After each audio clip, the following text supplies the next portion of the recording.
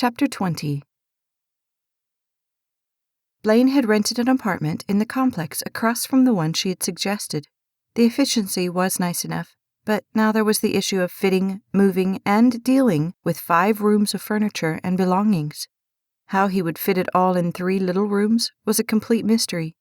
When he started the project on the 21st, it seemed doable. By the 24th, even he had to admit he needed help. There was the major issue of just walking into that house.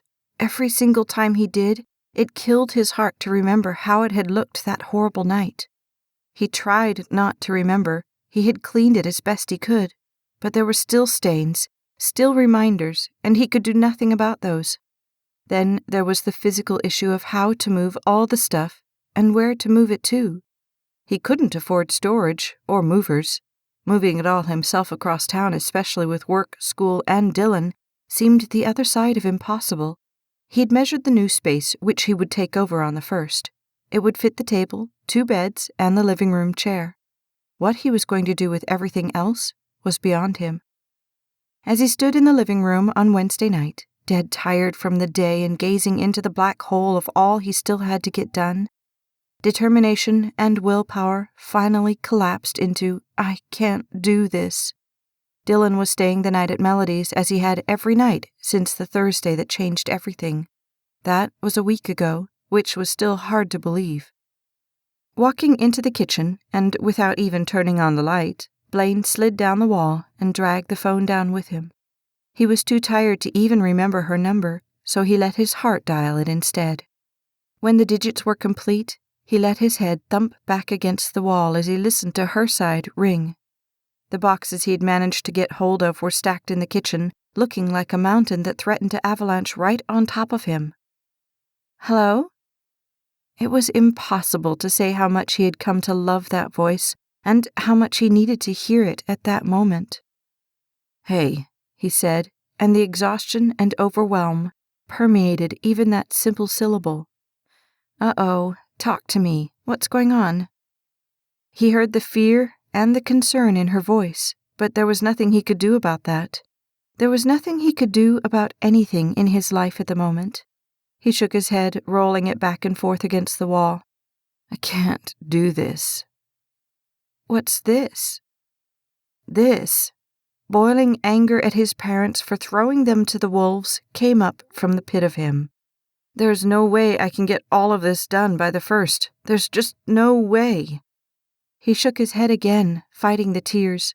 Putting his face into his hand, he ran it the length of his face and let it stop on his chin. "I don't want to be here, Mel. I don't want to look at this place anymore. I've got homework to finish, a test on Monday I haven't even looked at yet. How am I supposed to get all of this done and go to work and take care of Dylan?" "Blaine." The name was a hard command. "Stop, okay? Slow down. Take a breath." "What am I going to do, Melody? I don't even know what I'm doing anymore. How did I get here?" This time she sounded as gentle as a summer breeze. "How you got there isn't as important as how you're going to get where you need to be. Listen, let me make a couple phone calls. You don't have to do all of this by yourself, okay?" "But, Blaine." It was another warning, another red flag that he was living in that miserable groove again. "I'm going to make a couple phone calls. Why don't you pack up your stuff for a couple days and come over here? There's no reason for you to stay in that place when I have a perfectly nice place for you to stay in right here." "But I hate to put you out." "You're seriously going to say that? After all we've been through? You're seriously going to worry about putting me out?" How could he not? How could he impose on her and all those she would call after all they'd already done for him? They had lives of their own. They didn't have time to help him. In fact, they'd already gone way out of their way to help. Still, he knew she would shoot down any protest he put up. "No, I'm not going to say it." "Good. Now put your stuff together and get over here. Have you eaten yet?" Like there was time for such mundane things. "No." She exhaled. "You'll be here in 30? "Thereabout." "Good. Don't get lost. He laughed just a little at that. I won't. It took 45, but who was counting? Melody had been on the phone since she'd hung up with him. Between that, cooking spaghetti, and watching Dylan, she wasn't at all sure she'd even noticed the time had passed. When the doorbell rang, she ran for it. Whipping it open, she smiled at him. He looked worse than he sounded. Hey. Hey, she said, tilting her head as she caressed him with her gaze. Come on, I've got spaghetti for you. It smelled wonderful. It tasted even better. Blaine would have thought that by now even his taste buds would be asleep. But he was wrong. However, the fuller his stomach got, the more tired pushed in on him. Wow, you look disasterized, she said, sitting at the other corner of the table with her drink and gazing at him with concern. That good, huh? She absorbed that for a moment.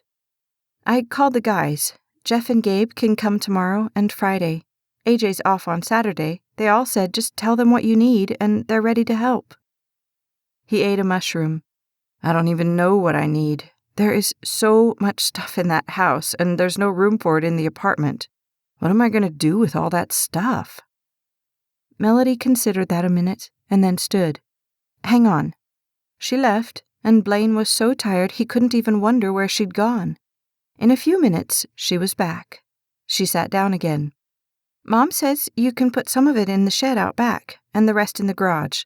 Just the stuff you want to keep. The rest you can give away or sell.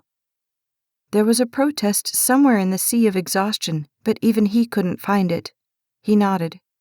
That means I'm going to have to go through it and get it boxed up. When am I going to have time to do that? That stymied Melody for a moment. Even she seemed to be grasping the enormity of the situation. Finally, she laid her hands on the table. Tell you what, why don't I go over tomorrow and help the guys box things up? Surely we can make a dent in it. But what about Dylan? He was so tired and so stressed it was everything he could do to beat back the tears. Lisa offered to keep him if we needed. Lisa? He asked as if he'd never heard of her. She's working mostly from home these days so she can be with Alex. She said if we needed somewhere for Dylan, she could handle it. Blaine exhaled and closed his eyes. This is crazy. What do you have to finish tonight? That dragged him down even farther. I'm supposed to read another 10 pages, and I wanted to get my notes from economics written out, but that ain't gonna happen. Let me do it. He shook his head in complete exhaustion. Mel. There was a pause as she surveyed him. You know, it's funny. I bet you would never believe me if I said it, but I think you're addicted to handling everything on your own. What? Well, think about it. It's like me with the eating thing. I've taught myself that it's horrible if I eat, so when I look at food, my instant reaction is no. And it really doesn't matter how hungry I am or how long it's been since I've eaten. I watch you, and it's the same thing. Your instant answer to someone helping you is no. Maybe it was the exhaustion. Maybe it was the grief that still clung to his heart. Maybe it was the way he had lived for 10 years finally crashing in on him. Whatever it was, Blaine was finding it impossible to find a reason she was wrong. I hate relying on people. I hate owing them. Why is it owing? Do I owe you for rescuing me from the cheesecake the other day? It had to be the exhaustion because now he was totally not following. Huh? You know, when you said you were stuffed and we should share the cheesecake, you saved me from either having to take a whole piece out of guilt or refusing it altogether and knowing that everyone was looking at me. You rescued me. Tiredly, his eyebrows went up. I just didn't want the whole thing. Yeah, and I just want to help. But because of the way we think about the cheesecake and the help, we automatically think our only option is to say no. It's not. Maybe it never has been. Maybe our thinking is what made it that way. Now he knew he was too tired to follow this. So you're doing my notes then? She smiled. I'm going to do my best. When Blaine laid down on the living room floor an hour later, Tired pulled his eyelids down, but not before he thanked God for letting her get sick at the amusement park that day. Never would he have thought he would be thankful for something so awful. But her getting sick was the best thing that ever happened to him. As he drifted off to sleep, he smiled at that bizarre thought. I think the most logical place to start is the kitchen, Melody said, desperately trying not to notice how truly horrible the neighborhood, not to even mention the house, was. The walls were dirty, the floor was dirty, the curtains were mere strings. Her heart hurt that the two of them had existed here for so long. They deserved so much better. Are we moving this to the new place? Gabe asked, and even he had lost the lilt his voice always had. He sounded far more like the second-in-command lieutenant he now was at the fire station than she had ever heard him. Melody nodded, opening the cabinet closest to the wall. We might as well get started. However, she jumped a foot back when her gaze met up with a dead something that she could no longer tell what it was. Ugh! Without question, Jeff stepped up behind her. Why don't you start over by the dishwasher? That stuff's probably been used the most. Oh, okay. She backed up, feeling the bile come back up her throat as her chest squeezed out the air. God, help us get them out of here. When he got to work at 1, Blaine could stand it no longer. The thought of the task they were facing drove him to call. It rang, and then rang again. Hello? The voice was deep and could only belong to one big fireman he knew. Blaine smiled in spite of the misgivings running through his head. Hey, Gabe, this is Blaine. How's it going? Oh, good. But just so you know, you owe me double for making sure Jeff doesn't break anything. Hey, now, he heard Jeff's protest in the background. I haven't broken anything. Well, Blaine said, trying to get his heart all right with this. At least double of nothing is still nothing, right? Gabe laughed heartily. This is true. Oh, Blaine said, hating to admit this, but he'd been thinking about it all morning. Be careful when you open the far cabinet in the kitchen. There was something... Yep, Melody found it about 2 hours ago. She screamed like a little girl. I did not, Melody protested from somewhere else in the room. Again, Gabe laughed. Hey, fireman abuse. You know, you need to learn to control your girlfriend. Girlfriend. It was such a daunting word. Still, the sliding of his heart at the word made him know it was true. Is she there? Yeah, but she might not be if she keeps whacking me, Gabe said, and then added an ow for good measure. The knot in Blaine's heart unwound. Can I talk to her? Sure, here she is.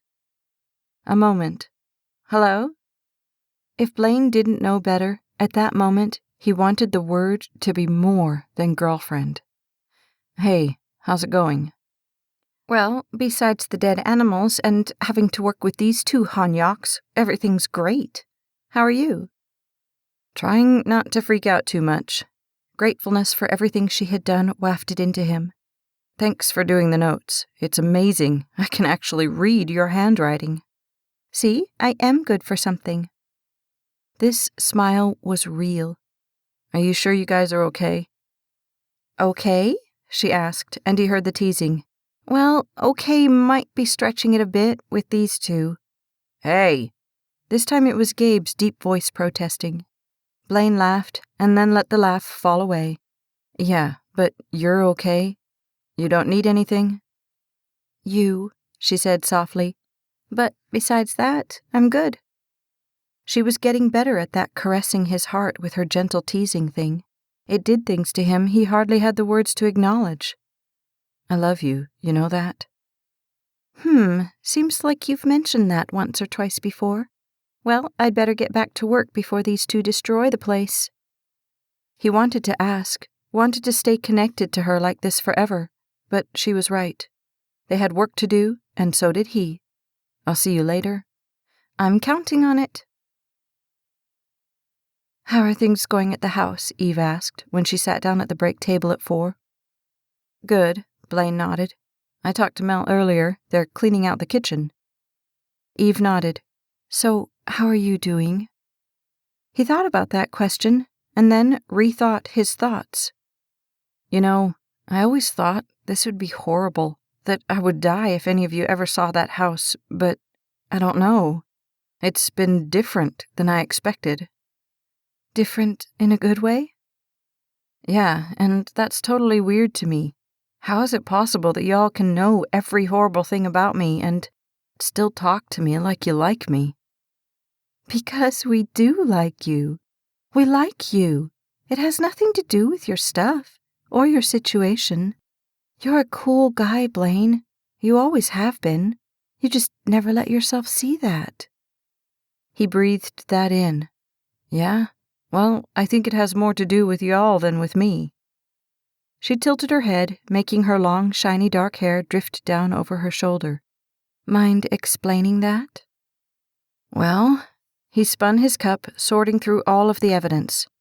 "You're not like everybody else. You don't judge, no matter how bad it is. I mean, Melody found the mouse in the cabinet, and they were all just laughing and joking about it. I don't get that." "Okay, first let me say, I am very glad God chose to put me here talking to you, rather than there dealing with the dead mouse. But what you're not seeing is this is how God sees you. He doesn't care about all the stuff, and I don't mean the mouse in the cabinet. I mean the junk in your soul, the fear, the hopelessness, the arrogance. He doesn't care about that because he only sees what's real. And what's real is that you are his child. His love isn't based on what you have or what you can do for him, or even on how you feel about him. It's based on him and his love for you, and that doesn't change, ever." "But to go and clean out somebody's house when it's like that?" Eve nodded. "It takes love, real love, not the noun kind of love, but the verb kind, the doing kind.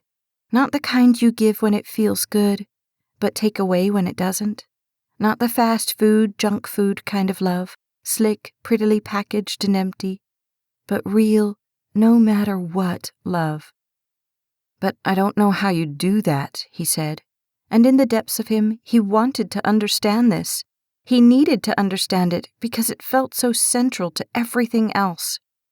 "How do you look at how horrible a life is and not run the other direction?"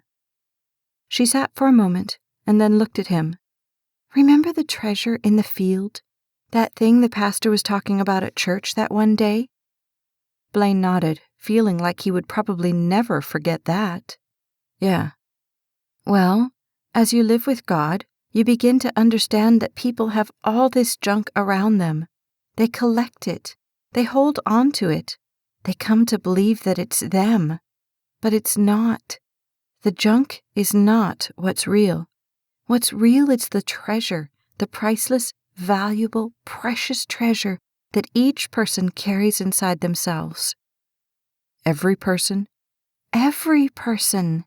The trick is when you see the junk, to know the treasure is there somewhere, and to love them enough to be willing to dig. Knowing that, understanding that, is what helps the guys go out and do the stuff they do to help people. It also makes it easier to forgive and to love. Everything becomes possible when you love like that." "The verb kind." "Yeah, the verb kind." Jeff," Melody said, shaking from the center of her as she stood at the threshold of the bathroom, her hand on the door jamb lest she fall for the fear. "Could you come here?" He looked back at her from where he was packing things. "Sure, what's up?" She simply turned and walked slowly in a daze back into the bedroom at the end of the hallway. If she could have gotten the words out, she would have warned him. But where were the words? She walked over to the drawer that was still open. Her heartbeat thudded in her chest, sending what was left of her nerves scattering. When he stepped up next to her, Jeff took one look at the gun lying atop the needles and bottles of stuff she didn't even want to ask about. As she had seen him do countless times that day, duty snapped on over everything else. "It's okay. Let me handle this." like she was going to argue with that. From what she'd been able to glean, they had handled it. When the police car showed up half an hour later, she simply stayed in Blaine's room, shaking, but trying not to. To have a gun in an unlocked bottom drawer where Dylan could find it. How could a mother even think about doing something like that?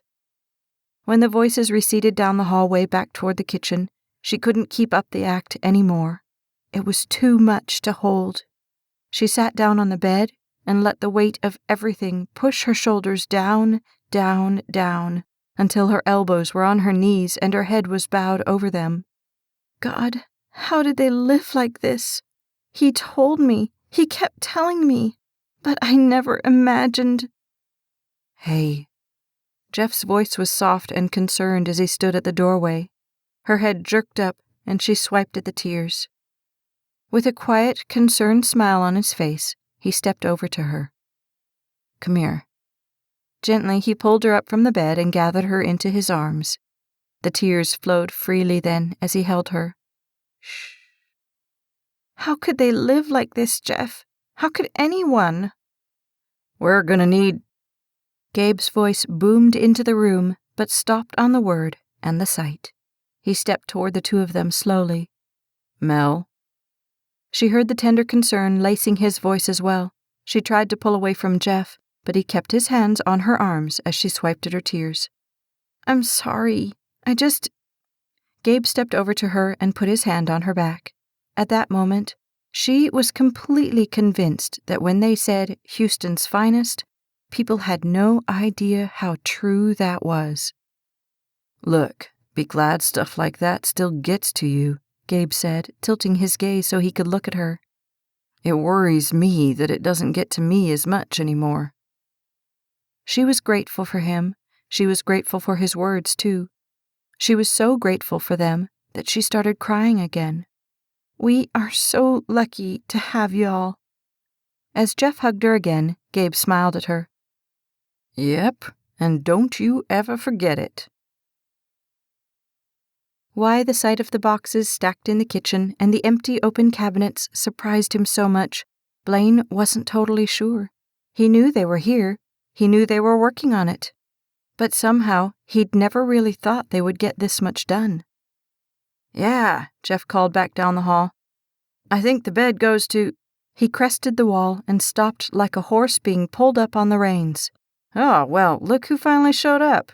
Good news, Gabe. Second shift is here. He set the box down and held out a hand covered by a well-worn work glove. Nice of you to join us. Blaine shook Jeff's hand, seeing instantly that his present clothing choice was not going to be very practical for the situation. Wow, you guys have gotten a lot done. We're down to the furniture. Jeff stood, wiping his forehead as Gabe came in. Don't look now. Fresh reinforcements have arrived. Impressive, Gabe said, holding out his hand to shake Blaine's hand. You got here just in time for supper break. Mel went out to pick something up. It was truly amazing how one guy, not so much older than himself, could be so wise. As Blaine stood in that moment, he realized he did want to be like them, not fighting fires, but learning to love as a verb, just like they all did so easily. Oh, Jeff said, and his smile fell as he glanced out the open front door. I need to tell you before Melody gets back. We found some things in the bottom drawer in your mom's room. Blaine didn't like the sound of that, and he took a half step backward. What kind of things? Drug stuff, Gabe said, his voice falling another octave. And a gun. Horror streaked through him. Are you sure? She never told me she had anything like that. Not here. The revulsion snaked through him, yanking up anger and pure abhorrence. What was she thinking? Sitting down on one of the chairs in a heap, he shook his head at the crisscrossing of the horrific thoughts. Then, one dominated the others, and he looked up at them. You've got to believe me. I had no idea. Like two sequoias, they stood there, judge and jury seemingly ready to pronounce sentence on him as the most rotten person in the whole world. We had the cops confiscate it, Gabe said. That seemed the easiest. Blaine nodded. Yeah. The nodding became a shake. I certainly don't want it. Jeff glanced outside again. You need to know, Melody found the stuff. It really freaked her out. Tons of guilt dropped on him like so many boulders. How would he ever face her again? Who's hungry? Melody called as she pushed through the door into the house. There were even more boxes stacked in the kitchen, if that was possible, and now in the living room there were the pieces of a bed as well. Well, it's about time, Gabe said. What did you do, go to China? There was a wreck on the freeway. Traffic was crazy. She set the sacks on the table. Hey, Mel. Jeff came in, stepped over to the sink where he removed his gloves, and washed his hands. It smells terrific. Yeah, I've been slaving over it for hours. She reached in and pulled out her grilled chicken sandwich. Choosing healthy was becoming easier the more she did it. She reached in and pulled out a burger. Here's yours. That one went to Gabe. The next went to Jeff. As it traded hands, she caught sight of Blaine leaning against the wall watching her. He looked so much like he had that night getting burgers, it made her heart flip over. She really liked him in the jeans and t-shirt look.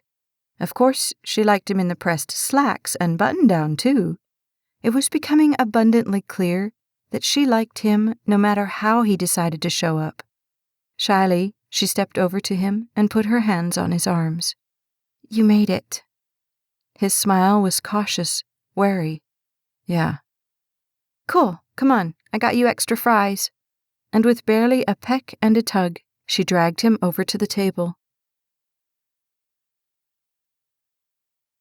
This has been For Real, Book 3, The Courage Series, written by Staci Stallings, narrated by Becky Dowdy.